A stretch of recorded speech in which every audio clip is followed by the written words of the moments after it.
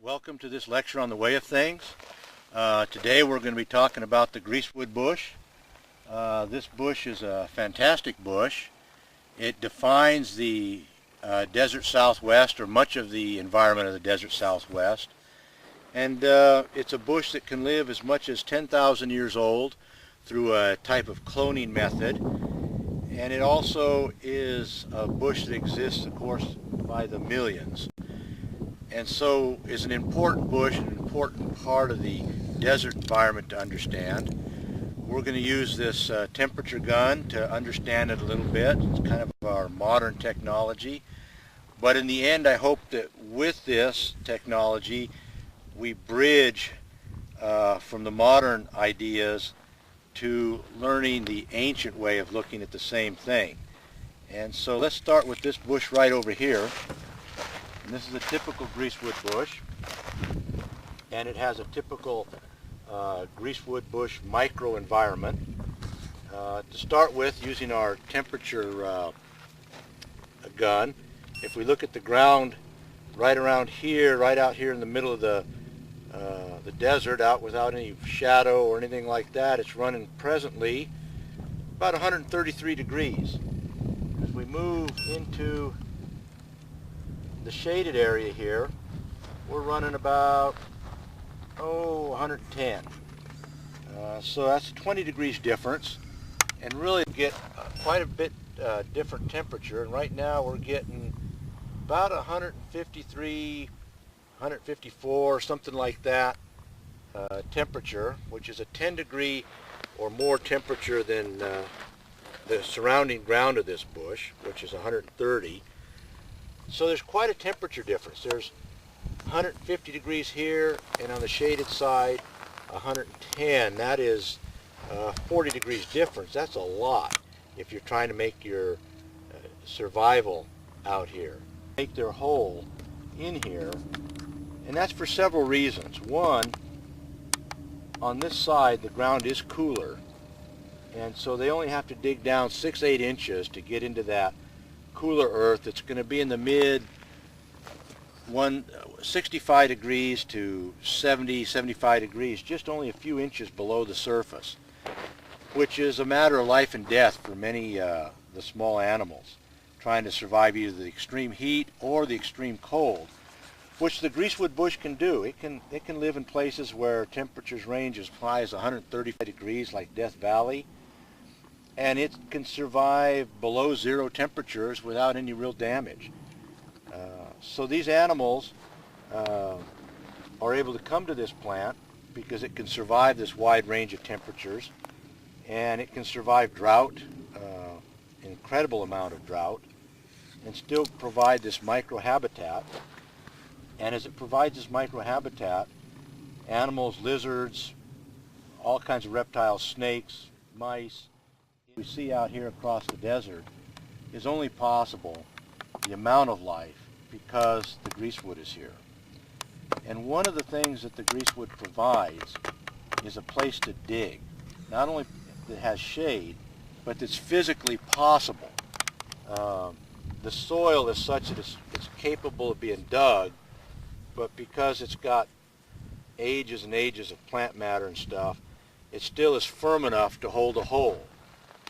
It's not like a sand where you just dig and dig and you just end up with this big ditch. And so it has the ability to have a hole, it's got shade, and with that comes animal life, and they eat the plants, and then of course they fertilize the land around it, and all this ecosystem is cycling up. And we can see that in this cooler area here, we can see these plants here have been able to grow and mature and come to seed, whereas out in this area here they haven't been able to make it. And that's because this is a better soil and it's shaded, as well as the wind as it comes across and has leaves and dead insects and all kinds of other stuff, just sand and dust, collect because this greasewood is breaking the wind and it's building its own little mound up. And that mound is important for a lot of animals trying to bore into the ground. It's very difficult to bore straight down when you got a flat, totally flat surface. But when you got a slight hill, it's easier to bore in, especially when you consider the biomechanics that most of these animals, whether it's a lizard or a mouse, is going to have to do it with its front feet. And it just makes it much easier to bore into the ground when there's a little bit of a hill to it. So you end up with quite an environment here with a lot of attributes that you can find nowhere else. You got the warmer side, while not good in the summer. If you're a reptile trying to get active or something in the winter, that's a warmth resource. Whereas on this side, in the summertime, this is a cool resource. And so all this stuff starts to make a difference. And then as we look at the greasewood as an individual, we can kind of look at it as this, while it's a unit, a microenvironment in of its own, it doesn't exist alone. It exists with all these other greasewoods. And if we look at these greasewoods as a dot, we begin to see that all of these dots together make up an environment in of themselves. That is to say, if you look at it as a dot could then form, a series of dots could form a letter, and then if you zoom out a little further, they would make a word. And these greasewoods do the same, but with microenvironments. As these greasewoods move up against the various mountains or washes or a dry lake, they begin to define an end. Where they end, a certain part of the environment ends. Certain animals can't live beyond that area, whether it's too rocky or it's a clay playa of a dry lake.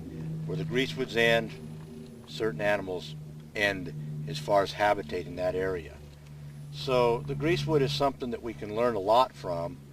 Another interesting thing that you can learn from the greasewoods, a lot of times because we as modern people drive across the desert at great speeds, sometimes you can actually see where a thunderstorm has come across and has rained on the landscape, and the greasewoods have responded to that, and then just a little while later, like a knife edge, the greasewoods go dry again because they didn't get that particular thunderstorm. And with that, you can start reading the environment by just looking at the greasewoods, and you can tell whether the environment has had rain or how much rain by just looking at the condition of the greasewoods. This one right here, if you look at it and you were to take a kind of just a glance at it, it tells you that it's been dry for quite a bit of time. But in the last month or two, we've had a rain because we have very few leaves, but we have a few leaves on here that are quite green.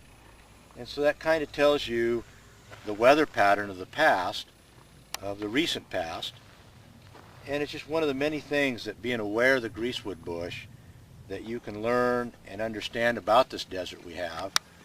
And it's just a fascinating bush that I could probably spend, hours and hours talking about. But with that, I'm going to thank you, and I hope you enjoyed this lecture on the greasewood, and we'll see you.